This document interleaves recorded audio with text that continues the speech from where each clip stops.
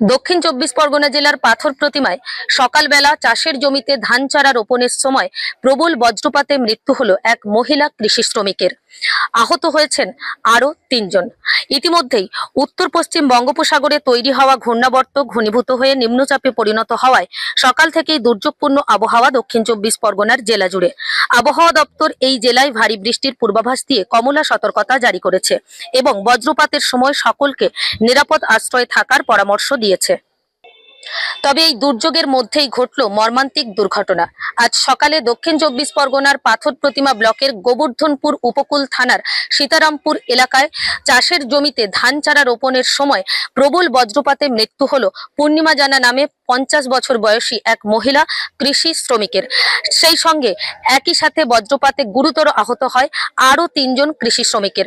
পার্শ্ববর্তী মাঠে চাষ করতে থাকা অন্যান্য শ্রমিকেরা ছুটে এসে আহতদের উদ্ধার করে এবং প্রাথমিক স্বাস্থ্য কেন্দ্রে ভর্তি করে। ঘটনাস্থলে গোবর্ধনপুর উপকূল থানার পুলিশ পৌঁছে মৃতদেহ উদ্ধার করে ময়না তদন্তের জন্য পাঠিয়েছে। এই দুর্যোগপূর্ণ আবহাওয়ার মধ্যে আবহাওয়া দপ্তরের থাকা সতর্কতা জারির মধ্যেই এই যে দুর্ঘটনা, সেই দুর্ঘটনায় শোকের ছায়া নেমে এসেছে গোটা পাথর প্রতিমা এলাকা জুড়ে। এই রকম আপনার এলাকার প্রত্যেক মুহূর্তের গুরুত্বপূর্ণ সমস্ত খবরের আপডেট জানতে দেখতে থাকুন কলকাতা টিভি, রাত দিন 7 দিন।